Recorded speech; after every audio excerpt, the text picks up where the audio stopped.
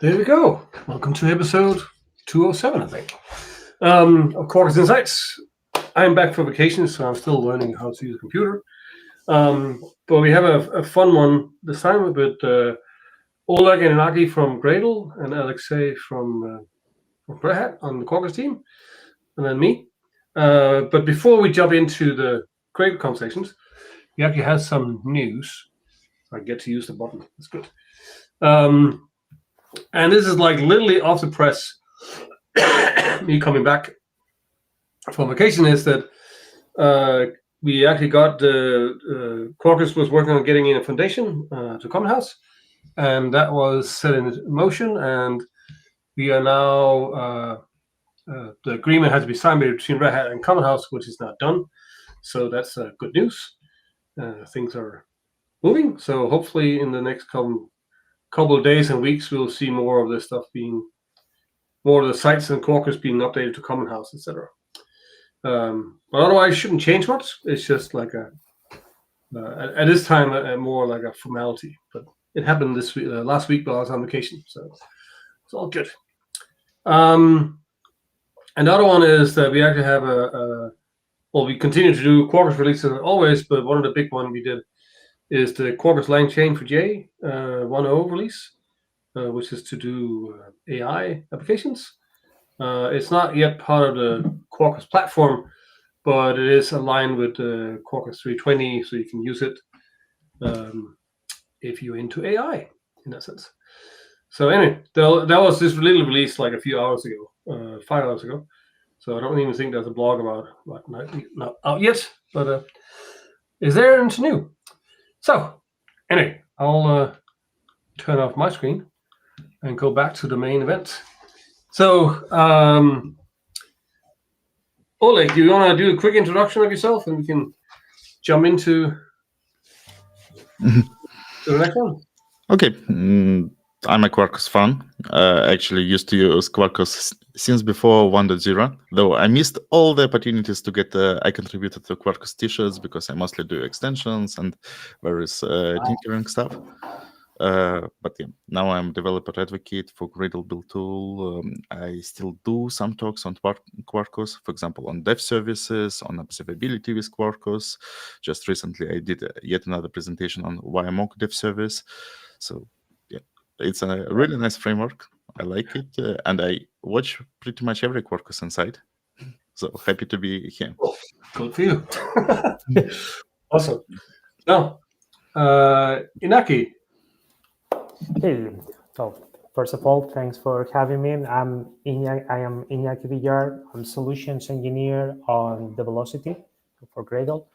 And yep, so working with different customers and prospects, trying to optimize and understand better the implication of integrating Gradle with the Velocity. And since I would say 1 year, or a little bit more than 1 year, working closely with the Quarkus team with Alexei in terms of integrating configuration cache compatibility for the Quarkus Gradle plugin. Cool. And Alexei, you've been here before. You can Sure. Yeah, my name is Alexei. I'm one of the contributors to Quarkus. Mainly to the core parts of Quarkus, and occasionally I contribute to the Gradle plugin, Quarkus Gradle plugin. And so yeah, today I will do just the opening for Iñaki. I will explain the basics of what we're dealing with and what kind of, just to set up the scene for the challenges that Iñaki had to solve, contributing various features. Awesome. Yeah, well, go ahead, Alexei. Let's jump into it. Okay, I'll share my screen. I just have 3 slides, but sure, it's important to mention what Quarkus extensions are, and so I'm sharing my screen. I hope you can see it. Okay. It's important to understand what Quarkus is about in terms of what it does during the build. And what it does during the build, at least for production builds, we could say that Quarkus is a build time optimization tool. Okay, so essentially, Quarkus will optimize the bootstrap of a given application for a specific configuration, right? So typically when you launch an application, there is something that reads a configuration file, then there is scanning for annotations involved, and you collect all the meta model of the application, and then start to initialize services and transition to the ready state. So in Quarkus, we are trying to do, if not all, then most of it during the build time, because we assume that the configuration and annotations are all available for us during the build time. So we take advantage of that, and as the kind of outcome of that optimization process, we generate bytecode that initializes the necessary services kind of directly without requiring us to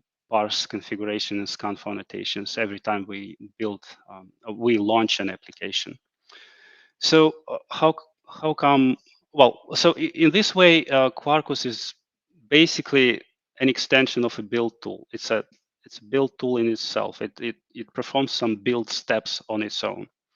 And so if you look at the kind of ultimate integration of build tools, so it's very simple, but I mean simple looking.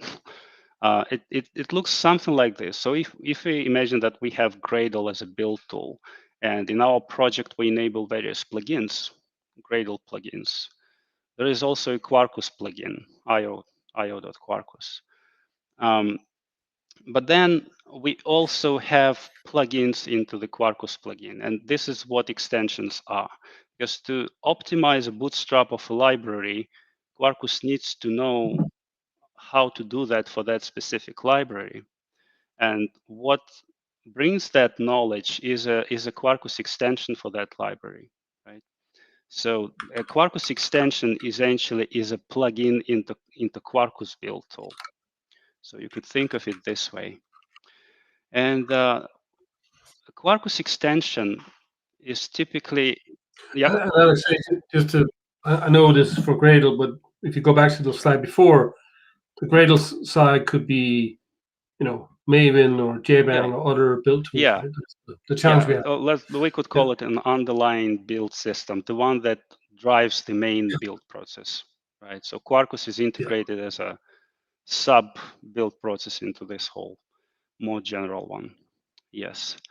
And so a Quarkus extension usually consists of two parts. There is the runtime part and the build time part. And why do we need this split? Well, we need this split to clearly separate dependencies that are necessary at build time for optimization to use during the optimization process, and those that are strictly necessary at runtime. So, for example, if we parse a configuration file that needs an XML parser, right? We can do it at build time and just completely avoid it at runtime. So for a user that uses Quarkus, a user would typically add a dependency on the runtime artifact of a Quarkus extension. So if we use Hibernate ORM, we would add a dependency on Quarkus Hibernate ORM. And that will bring the runtime part of Hibernate. But at build time, Quarkus will bring in the corresponding build time artifact and the dependencies of this extension to do all the build time magic, let's say. Okay, and so you can see that the dependency view would be a bit different for a user. So if you run just a runtime configuration, if you display a runtime configuration of a Gradle project, you will see what will end up at runtime. But there is a Quarkus build time configuration, which is more involved, and it will look something like this, like on the slide. So yeah, Quarkus completes it with the build time dependencies for that specific extension. And that's it for the introduction. Now I will pass to Iñaki. Okay. Awesome. Perfect. Okay, let's see.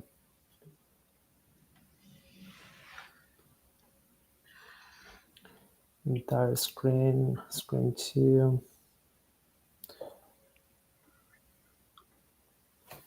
I'll just say, for anyone who's listening, just ask questions in the chat, and I'll fill them in.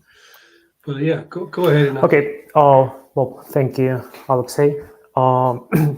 So this slides, I'm going to do like an introduction of configuration cache, and later how we work with the Quarkus Gradle plugin and a small demo. Okay, Gradle builds go through 3 distinct phases. We have the init, that's which projects are part of the build, the configuration that evaluates the build scripts and builds the task graph, and execution that run the task that we have selected. In terms of execution, we have the build cache available. We are familiar with that. So this cache works at the task level and allow us to reuse the output of the tasks that were previously executed. So there are 2 types of cache. We have the local, the remote. Well, we know all these things, right? This caching mechanism has helped improve build performance over the years, right? Mainly because the execution time has traditionally been the dominant contributor to the overall build time. However, we have started noticing that some particular cases, right, the configuration time is becoming more significant. So especially when the size of the project grows, right? So, and we have a complex build logic. So just to, for instance, right, in this graph, what we are seeing is that the correlation between the number of projects and the configuration time, right? So when working locally, we need a quick feedback loops. So we need to update a class, run a test, fix the class, and so on, right?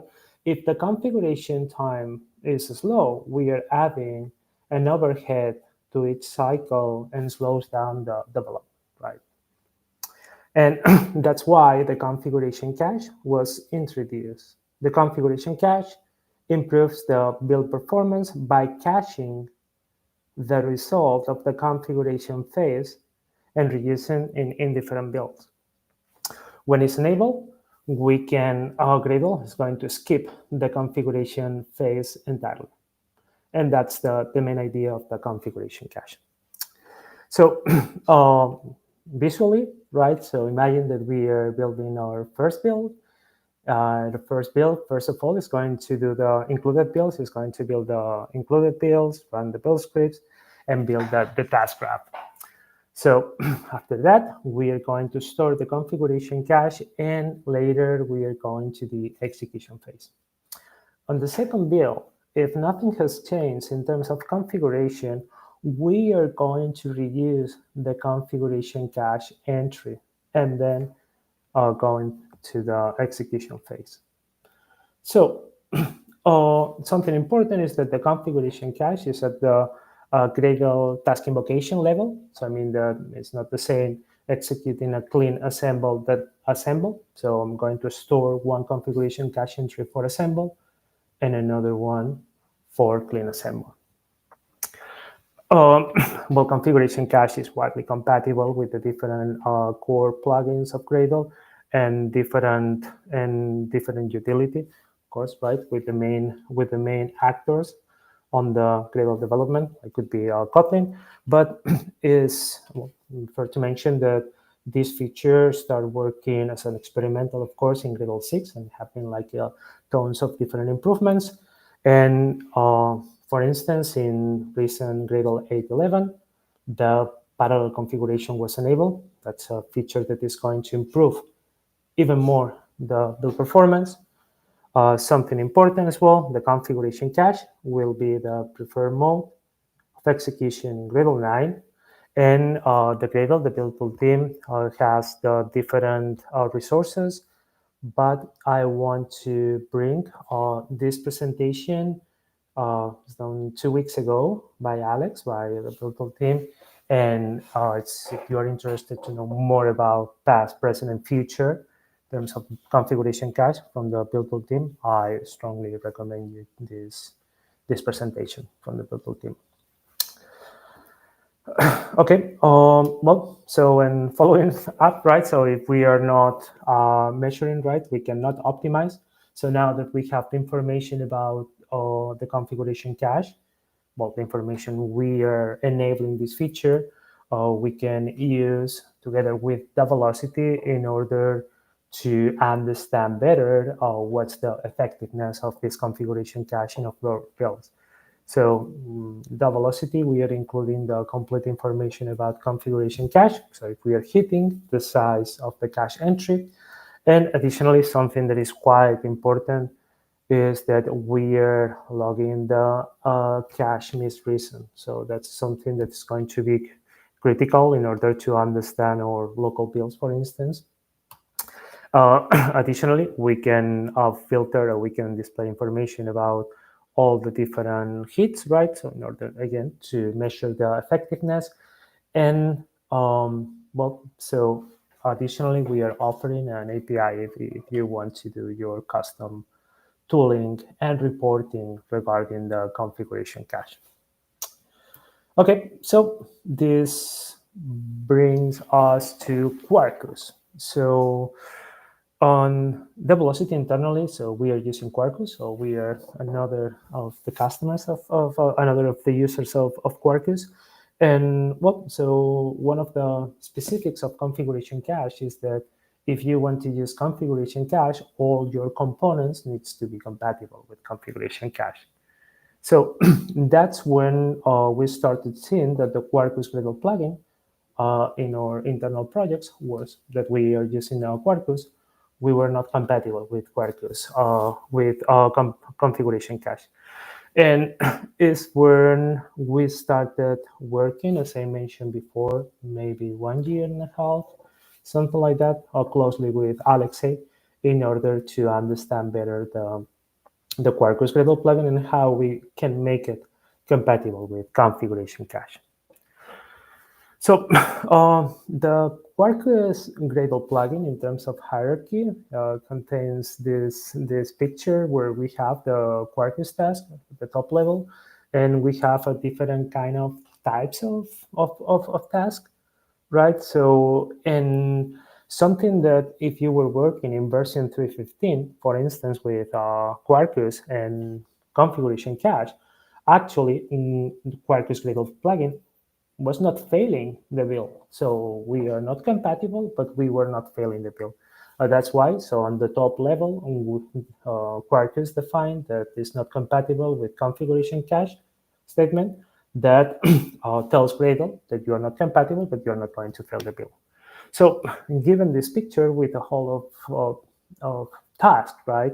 And more than, as Alexei explained before, right? So one of the goals as well for Quarkus is like a build system within the build system, right? So that's the power that, for instance, Quarkus Dev Task is giving you, right? So, and that's something that we don't want it to focus, right? In terms of compatibility, what we want to achieve is to give compatibility to the configuration cache for the build and assemble task, the one that we are going to use outside the Quarkus Dev. So that's why, so we focus our efforts on the Quarkus build task and Quarkus generate code. Okay, so again, on the top level, we had this not compatible with configuration cache.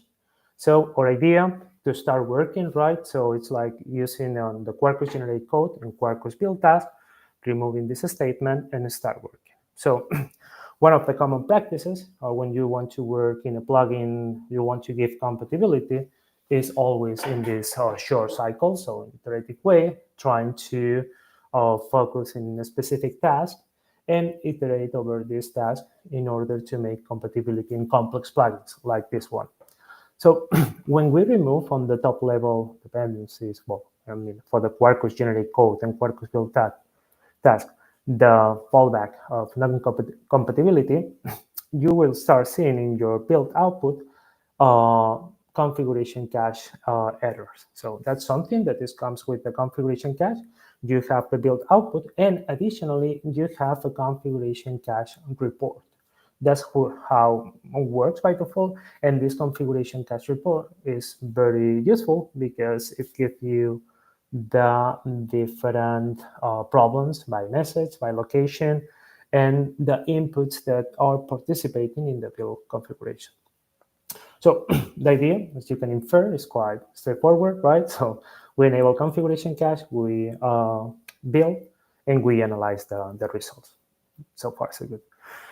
So we started with the most simple things, right? So you have the Quarkus generate code task, and we were saying that one of the issues that the report displayed was this line or this statement where we are using the Gradle version from the get project, get Gradle object. So this is incompatibility with configuration cache because within the task action, we cannot access to the project, to the Gradle project object, right? And that's something that is going to break the compatibility with configuration cache. So this has a quick fix where we can use the Gradle version instance, right? So to retrieve the Gradle version. And that's how, a fix on the configuration cache works, right? Again, on continue with the work. So I'm sorry. Yeah, just for me to make sure. So what you're showing here is that the inner workings of Quarkus existing Gradle plugin had to be reworked to get the information in a way that's compatible with configuration. Yeah, and some right? parts, not completely reworked, right? In some particular configuration. Yeah, some places fine. Exactly. Yeah. Okay. Okay, so cool. That was like the simple example, right? So, and we continue with this iteration again. So it's like more about the Quarkus, right? But it's general. So enable configuration cache compatibility, build, and review the errors. On our second iteration, we started to see different messages at the level of the configuration cache report, where we were seeing that in the Quarkus generate code task, we have an extension, a full extension that contains a project and reference. When we went in details, we observed that we have the top level task, the Quarkus task, and we have a field that is an extension, and this extension is extending of another object that has the project, is holding the project reference. And here is the problem again, right? So there's nothing, that incorrect using plugin extension, right? But we are using the project reference. And this was like the problem that the cache report, the configuration cache report was showing. So we tried to understand better the problem, and we realized that this extension, right, so was widely used in the different task actions of the different Gradle tasks.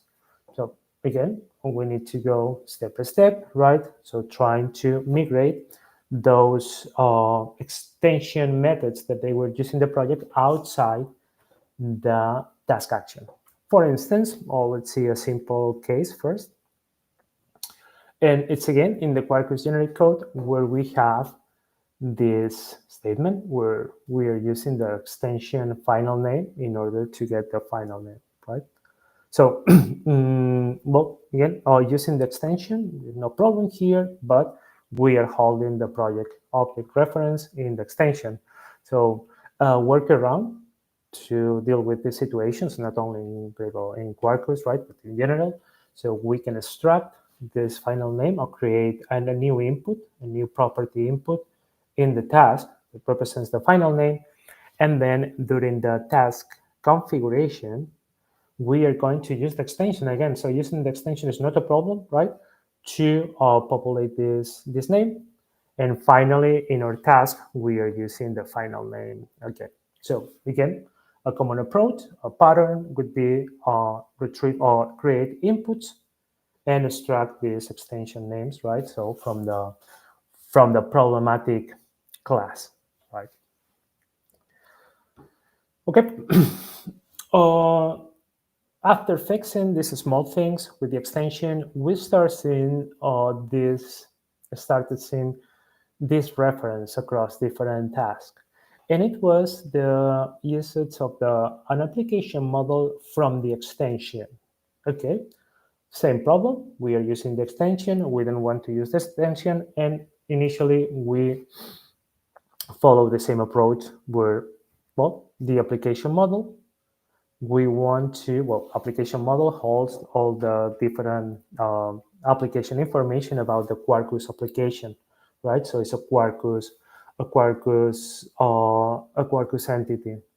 So we followed the same, we wanted to follow the same approach of creating a new input application model. Application model is serialized, so it was perfect. But we were not convinced about this approach for two main reasons. The first one is that the class that actually generates the application model, when you follow the code, right, is this Gradle application model builder that is implementing the tooling model API from Gradle. And that was something that, from our perspective, in terms of passing through this object, we don't think that was appropriate, right? So, and additionally, during the configuration of this application model, or when we were creating this application model, we detected some eager dependency resolution on some configurations, and we wanted to apply a different solution that reusing this application model from the Gradle application model builder. So our solution was create a new application model task, where the main goal of this task is going to create and serialize a new application model. So within this application model task, we are going to, on a Gradle terms, we're going to create this application model, and later for the different Quarkus tasks that require an application model, we are going to use this serialized application model. In terms of Gradle, the implications are that in a Quarkus Gradle plugin task, like generate code, we will have this input that is get application model. And later, during the configuration of this generate code task, for instance, we are going to set this input with the output of the app model task, the Quarkus application model task that we just introduced. Small detail, implementation detail. So Quarkus generate code is not the only one, the only task that is using an application model, and it has like different variants as well. We are using the dev code and the code test. And additionally, we have another task from the Quarkus build task family that we are using application models too. So for that reason, we have implemented different, well, from the same type. So we have different application models, right? Okay, and yeah, so, and then we have the problem of the eager resolution, right? So for dependency resolution that I explained before, but let me put an example better in code. So we have this simple task that is going to print the dependency file. So far, so good, right? Or something simple. And here is how I am creating this task.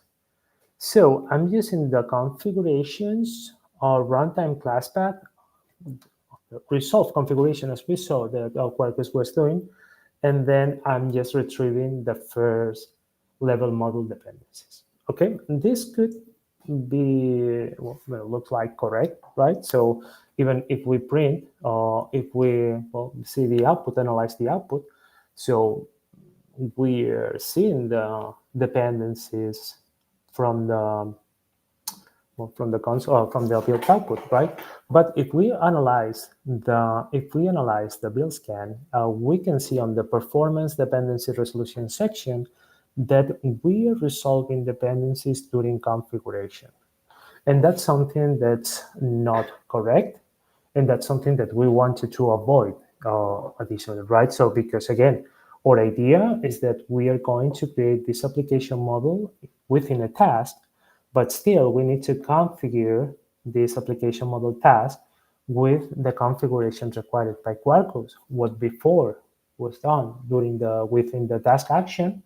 Now it's going to be during the configuration time, and we need to be, so we don't want to resolve the dependencies either.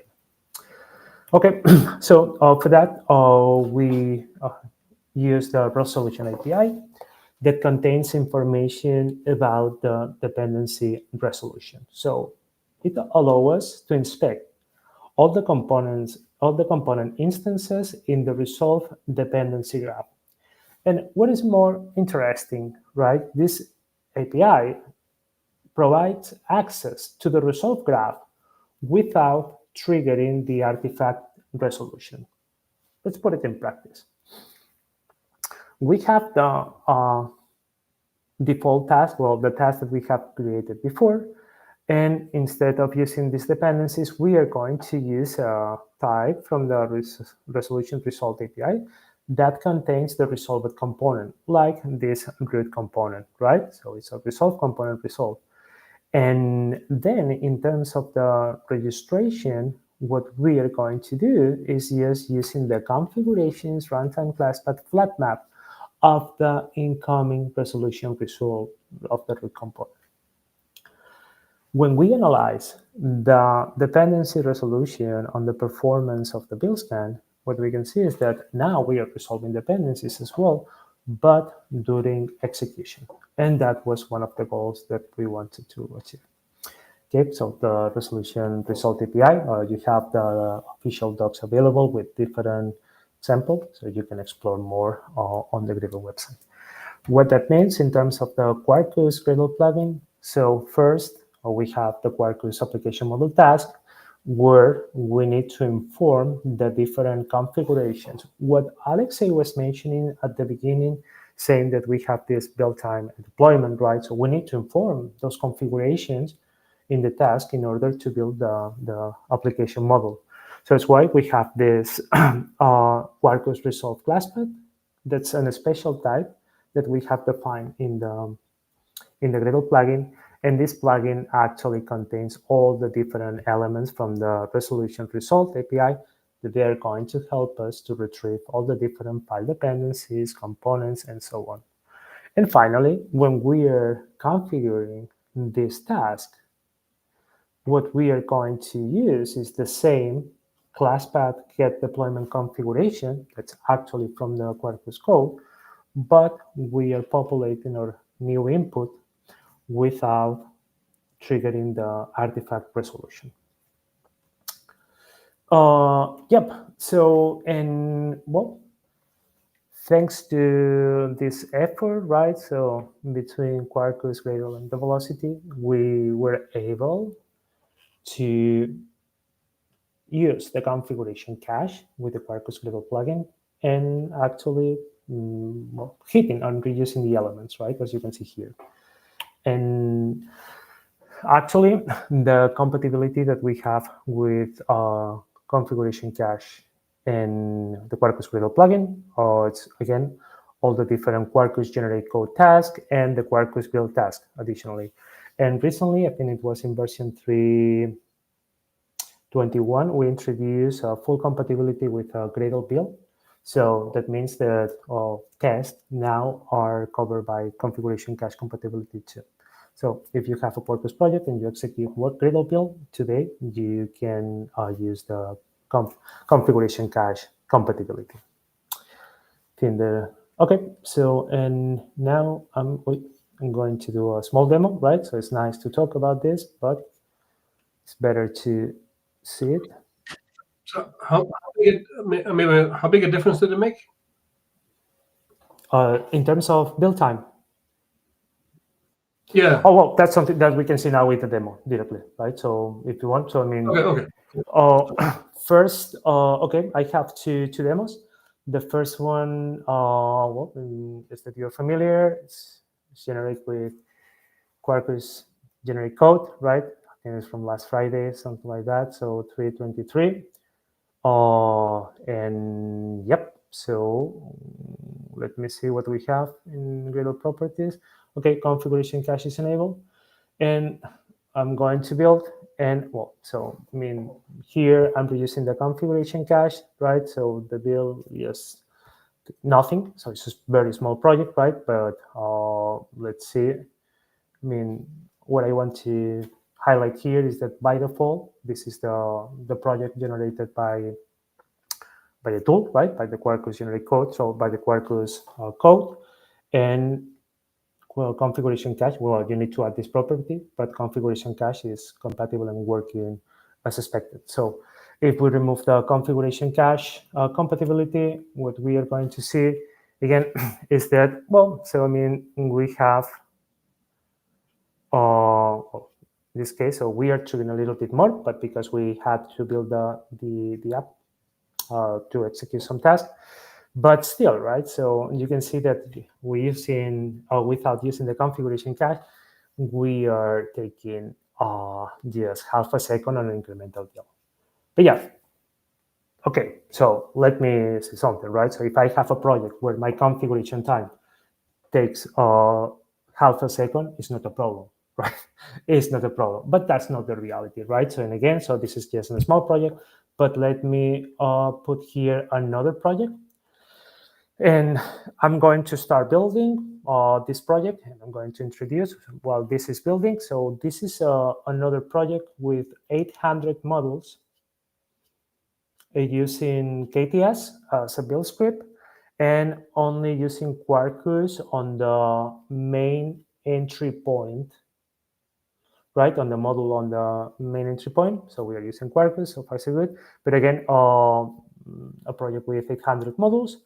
And on the bottom side of the IDE, what we are doing is building. So now, still we are on the configuration phase. Now we started the execution. Okay, so we are executing everything, and let's go to the end. So, and we have spent 36 seconds, right? So, and now if I'm going to enable configuration cache, and I start building, right? Reducing configuration cache, and well, so we are 6 seconds again because we are executing some tasks. So we have reduced entirely the overhead of configuration time in this huge project. And this is when the configuration time, it's a problem, right? So, and so before joining Gradle, I was working in another company, and we had this kind of a scenario. We have a large modularized project, 500 models, 600 models, and the incremental builds were like very slow because we need to pass through the configuration time. When we implemented configuration cache, so everything changed, right? Because we can generate these faster iterations. So again, I mean that when you have a small project, configuration cache, maybe it's not a configuration time is not a problem.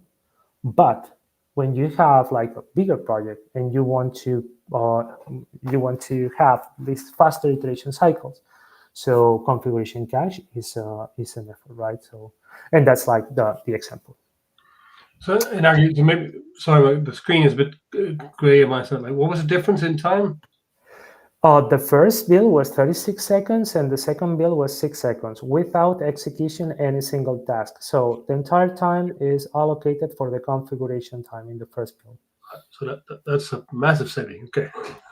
Again, that's related to the project itself, right? It's a huge project, right? So in the previous example, we were saving nothing, right? Because it's a small, right? That's like two streams. And the only thing you have to do is use what version of Quarkus and Gradle and that property setting? Correct me if I'm wrong, Alexei, but I think that in Quarkus was since version 3.18, and since version 3.21, we have compatibility with General Build because we had this problem. So we were offering compatibility with Quarkus Generate Code, Quarkus Quarkus Build, but not with the Quarkus test. Yeah, I don't remember exactly the version. Yeah. Well, if you use Quarkus 320 latest LTS, you have this. Absolutely. Yeah. And what you're saying is in Quarkus, sorry, this will work in Gradle 8 if you set that configuration cache equals true, But in Gradle 9, that will be the... Yeah, so recent versions of Gradle. So since Gradle 8, so we need to inform the property, right? In Gradle 9, configuration cache is going to be the preferred mode of execution. That's the important message. So Oleg, if you want to say anything additional. Yeah, I can briefly summarize it. As basically Iñaki already shared, there is a blog post and also there is a webinar recording with Alex Salmon that outlines the details. But in principle, preferred mode of execution means that we start promoting adoption of configuration cache by the plugin ecosystem. We put more emphasis on tooling. We basically advise users to adopt it, but the default behavior remains the same. You will need to choose whether configuration cache is enabled and disabled. There might be some fallback if a plugin is not compatible. But to actually start using it, you will still need to opt in. And it's something that we recommend to the majority of Gradle users with Quarkus or not.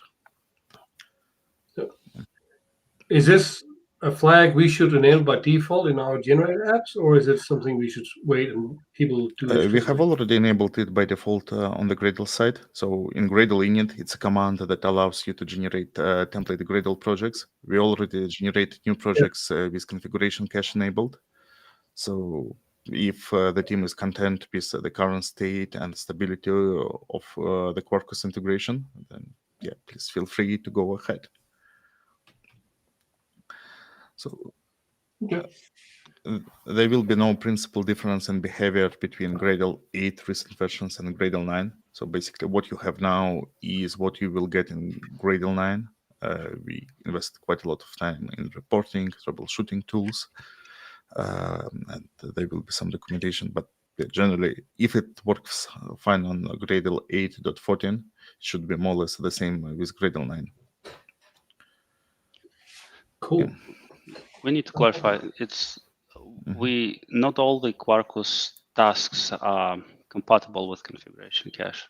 So it's a subset. I think the majority are, but not all of them. But what happens there if you run them? Then the cache will disable. Is my understanding, right? Like this flag just says use cache if possible. It doesn't say use cache and like. But that's the question. Like there are parts of the Quarkus task that are those who are not compatible. I guess will just ignore that flag, or how does it work?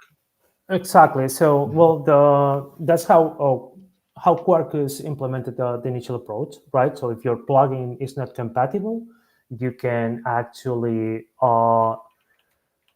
define. Yeah, you can use this not compatible with configuration cache in the task definition in order to disable the configuration cache for this specific task. But again, so it's not going to be your build is not going to be compatible with configuration cache at all, right? So, in our experience, I remember with Alexei. So when we were testing this approach, we were working with one open source project where we were trying to implement configuration cache, and we realized that, for instance, the Quarkus was compatible, but the problem came from another plugins, right? So, and that's something that you can as well. So understand that it's not something. It's not only about the Quarkus compatibility state, right? It's about all the different components that you are using in your build, right? So you have, for instance, Quarkus, but then you have the Kotlin Gradle plugin. So we know that the Kotlin Gradle plugin is compatible with configuration cache, but Quarkus as well, right? But maybe we can use another plugin that is not, and that's where we need to work with the plugin authors just by reporting the issues. So I mean that again. So I think that we need to be aware that the significant improvements that this feature is bringing in terms of development cycles in order to to push right harder to that. Okay, and yeah, so have like some slides more. Okay, so now after the demo, just some numbers.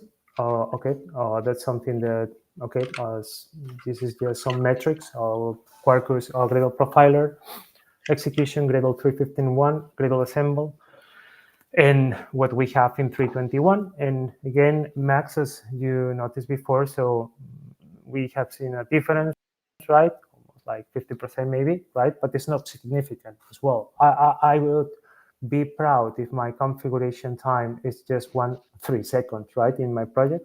But again, so these numbers are still, when we increase the scope of the project with 200 modules, these differences are becoming more significant and more prominent with the configuration time. Just to help me understand, so we have marked the Quarkus Gradle plugin as compatible configuration cache, but it's not. Sometimes. It depends on which extension you use, I guess. Is that what's our recommendation to people? Like, we can't enable by default, but how do they know when they can enable it? Is my question. Well, the message could be like Quarkus is not a problem in terms of configuration cache. Quarkus is compatible with configuration cache. So that's the message that we want to communicate here. In the assemble task, of course, as Alexei pointed out. So for the tasks that we support, we can start documenting them. There is still an open GitHub issue for configuration cache compatibility within Quarkus. It could be used as a kind of baseline for noting details about what is compatible and what is not. But yeah, basically every new compatibility should be just boosting performance, but incompatible components shouldn't be impacting the build itself with Gradle 9.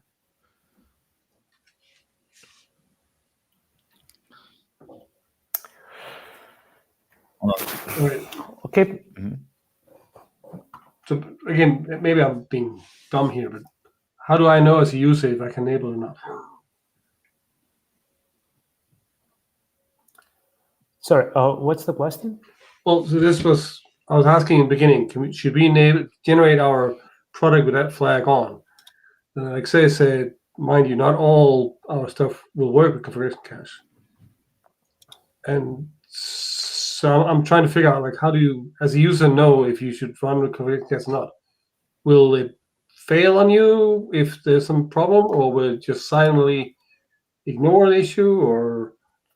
No, well, so I mean, when we have, okay, let me go to the beginning. When we are building with configuration cache and something is not compatible, what we are going to see is a build output in the project, right? So, and this build output is going to contain the information. So if we don't want to fail the specific build with configuration cache enabled, we need to inform about the non-compatibility, not compatible with configuration cache.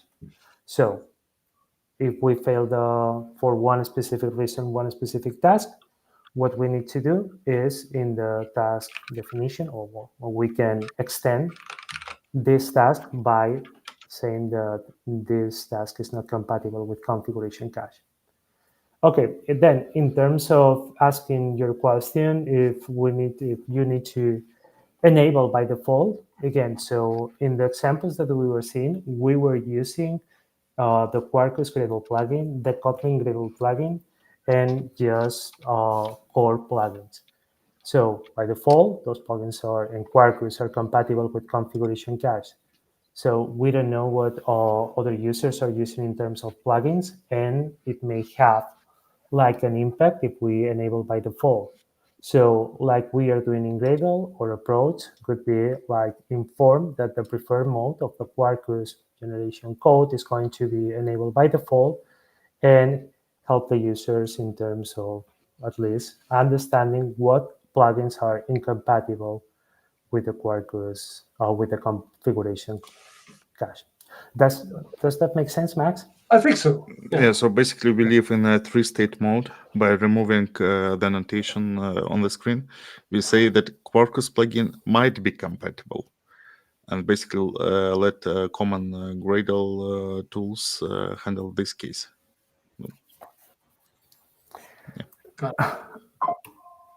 Yeah. And our next steps is we're working with Alexei, right? So we want to reduce the configuration time when we are not using the configuration cache. We have some eager resolution for some specific task.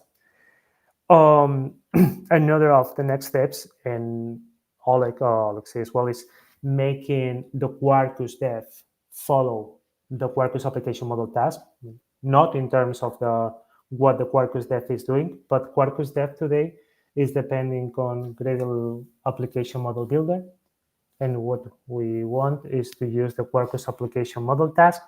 And that means that, well, so Quarkus dev potentially could be compatible with configuration cache, but well, at the end, it's already a task that speed up the development process. And finally, we want to deprecate the Gradle model builder. And just, so this process, I'm talking alone, right? But has been a lot of people, they were involved. So first in my team, Jerome, so the lead solutions engineer, he's actually working for the Maven Quarkus side. So he's working with them. And he helped me in understanding and adding some solutions to my task there.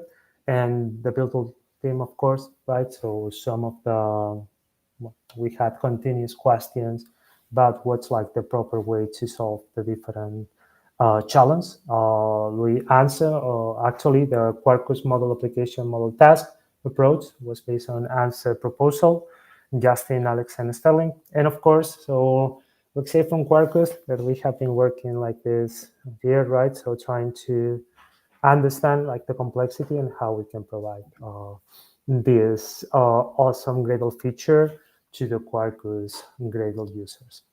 Cool. And we actually got one question was, and I think the answer already was like, the 321 LTS cable, which is the last LTS we had. And I think the answer is yes. Yes. You'll work with this. So yeah. For how that works. Very cool. So basically, it's there. You can try it out. If you have a big project, it could save you a lot of time. But there will be even more in the future improvements once we get those things cleaned up, is my understanding from now on. So, cool. Anything else? All good? You're so quiet. Yeah. No. And I'll say the last thing is like we have. We've had now. I think we've had like 2 sessions on here. Like this was about the cache, the optimization of Gradle itself with Quarkus, and we've had where we used the velocity. I think we've had one on Insights, and there's been one on the Gradle side on the stuff. And I know Alexei will hate me for saying it, but we still have challenges with integration with Gradle on some stuff. But I'm really happy that we can see different optimizations here, even though we might be misusing Gradle at some points on this stuff. So this is really good on there. So cool. So thank you guys. And well, let's call it the end. And I think we got all questions covered. Cool. So thank you. Everyone.